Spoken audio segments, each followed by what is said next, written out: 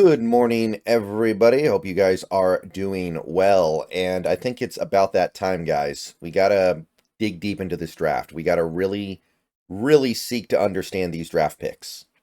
We got to go as far as we can into the picks that the Seahawks made, as well as some of the UDFAs. And to do that, we're going to have to go way further than we did in the pre-draft evaluations, which, I mean, that was fun. That was good.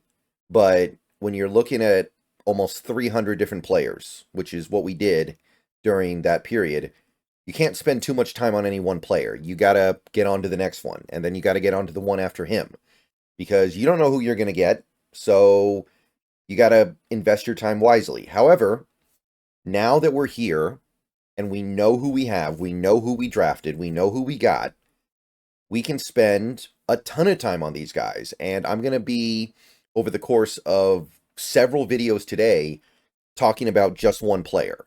And then tomorrow we'll move on to the next player and we'll do a whole day on him. It'll probably be about 3 videos for each guy because we want to cover every angle and I don't want to upload a 45-minute video. So that is the luxury afforded to us now that we know who we got. So we're going to lead off with Byron Murphy II, our first-round pick and our only pick in the top 80. And this is going to be kind of interesting because I did not love this pick the way a lot of people did. And in some regards, although I definitely don't think it's a bad pick, I was a little disappointed in it when I looked at what else was available at the time because there were some things the Seahawks could have done at 16 that I didn't think they'd be able to do. So I was a little bit more lukewarm on this compared to most other people. I think a good 80% of Seahawks fans were head over heels for this one. So let's talk about Byron Murphy II. Again, like I said, we're going to spend about 3 videos on him throughout the day and just try to understand him from every angle. And the angle in this video is just going to be the numbers, just going to be the cold hard stats. We're going to take a look at what he's done so far in his career. We're going to take a look at where he is in life. And we're going to basically feel out where he stands as a prospect going into the NFL. So this is all just going to be cold, hard numbers. This is just going to be stats.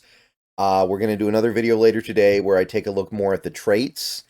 And then we're going to probably do another video where I talk through some of his tape a little bit to unpack how we get there.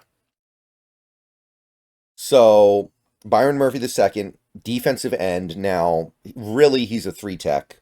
But in this defense, the 3-4 that McDonald runs, he's going to be playing the defensive end role, which is also known as a 4-eye.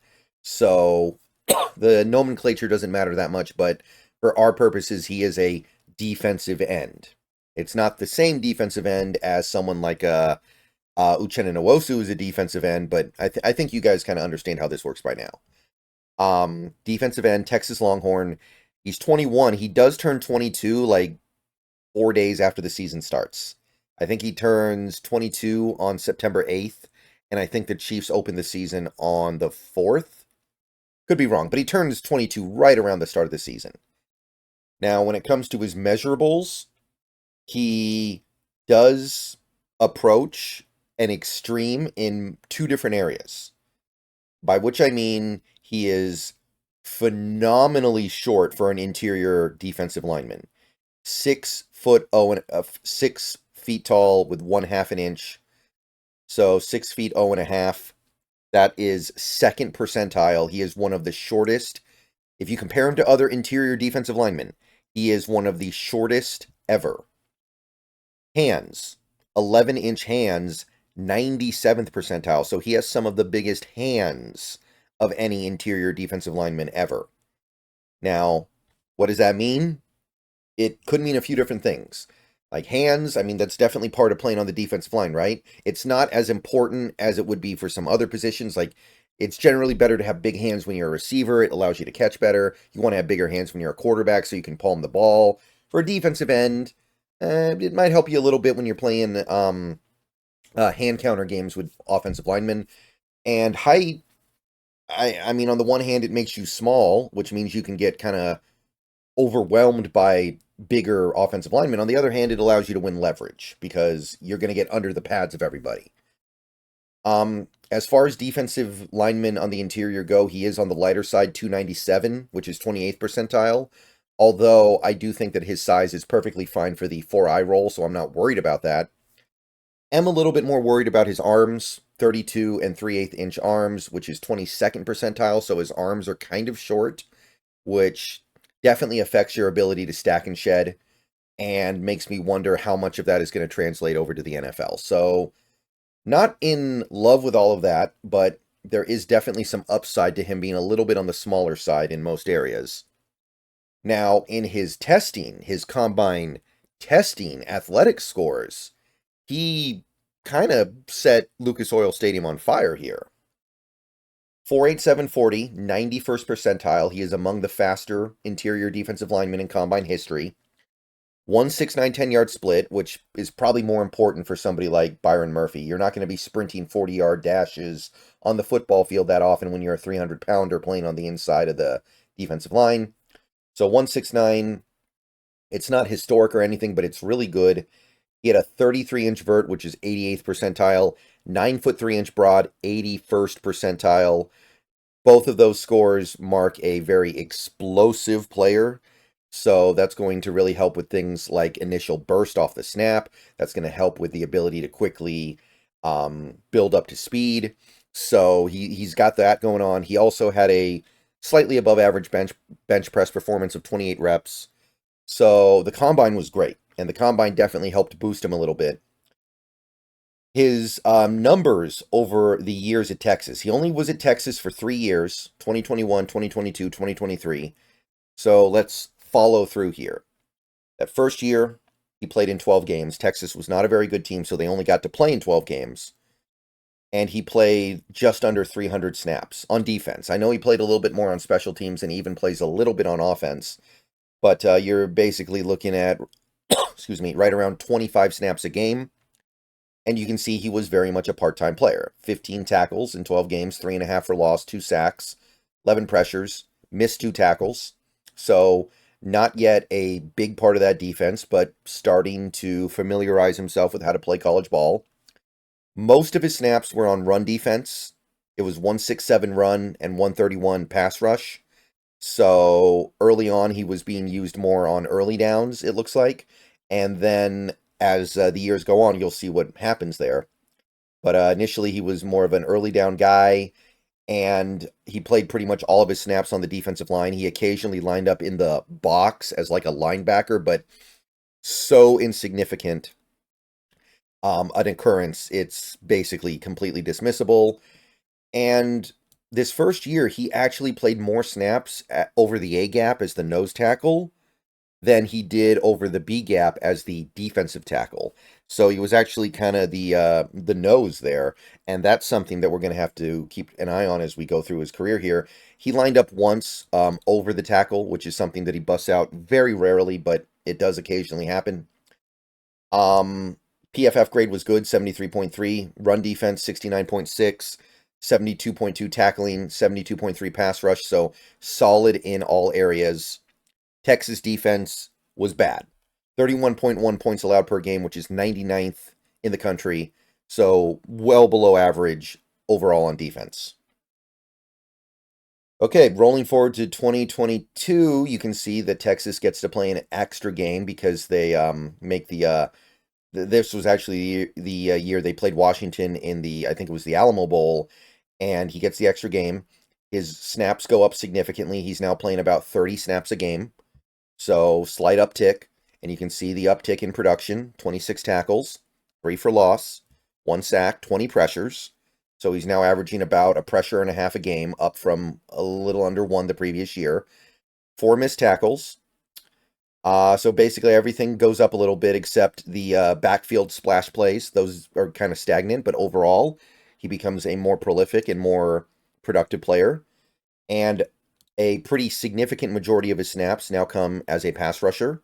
266 of his snaps come as a pass rusher versus 166 run defense. So he starts to become more of a pass rush element, more of a pass rush provider on that defense, and they start to lean on him more in that regard. Again, basically all of his snaps come on the defensive line. He has one snap as a linebacker. This is also the year he really starts to expand his role as a defensive tackle, lining up in B gap and being more of a pass rusher. 268 snaps as a defensive tackle over B gap, and then 118 lined up over A gap as a nose tackle. So it's still part of his game, but you can see how things changed going into 2022. His grades got better. His overall grade went way up. His run defense grade went way up. Pass rush grade went up a little bit. His tackling dropped off. I think there was a relatively small sample size of tackling this year, though, and we will definitely talk about his tackling a little later in this video series. He also had 4 snaps lined up over the tackle as like a defensive end. Again, that's a part of his game that comes out very rarely, but it does come out occasionally. And yeah, the Texas defense improved massively this year. 21.6 points allowed per game, 28th in the country. They became one of the better defenses out there. So trending in a very clear right direction here. And that gets us to the most important year for Byron Murphy, 2023. Played all 14 games because they played in the conference championship game and the playoff game against Washington again. And you can see that Murphy played basically about 30 snaps a game, I think slightly more. So he basically sticks around there. He's playing on a really good team, so he's probably missing a lot of blowouts the end of the game. 29 tackles, so goes up a little bit. Definitely improves his splash plays. 8.5 tackles for loss, 5 sacks, 45 pressures, so he's racking up more than 3 pressures a game on average. And he's also got 5 missed tackles. So again, his role as a pass rusher becomes more emphasized. 273 pass rush snaps, 164 run defense snaps. So he's even more of a pass rush guy now, coming out more often on early downs and playing more often on late downs as it becomes a more important part of what Texas is doing. 437 defensive line snaps, most of them over B gap, but still over 125 snaps as a nose tackle over A gap. Also had 11 snaps over the tackle and 5 snaps outside the tackle as a flat-out edge rusher, which was an interesting element to his game. And he's graded out extremely well, 91.1. Run defense didn't improve, but it still stayed really good, 80.5. Pass rush grade went through the roof. He just added a ton of pressures, 91.5. His tackling fell off a cliff, and again, we're going to have to emphasize that in a little bit here. 53.9, and the Texas defense became pretty much elite. They allowed about 19 points a game, 15th in the country. Boom. There we go. All right. So that's what we have through 3 seasons here to take a look at the totals here. 39 games. I don't believe he missed a game in his career, so injuries, not a thing for him in college. Played over 1,100 snaps, had 70 tackles, 15 for loss, 8 sacks, which doesn't sound like a lot of production, but he only played 3 years. 76 pressures is definitely his calling card here. The fact that he was able to improve this much as a quarterback pressurer is definitely the big pull here. 11 missed tackles in his career, which doesn't sound that bad, but remember, he only had 70 total tackles. So that is something we're going to have to dig deeper into as we try to understand this player. He is missing more tackles than you would like. And his overall numbers: played about 500 snaps of run defense, 630 of pass rush. Basically all of his snaps played on the defensive line. He played 3 as a linebacker. Played over 400 snaps as a nose tackle, almost 700 snaps as a tackle, as a defensive tackle, 16 snaps over the tackle, and then 5 outside the tackle.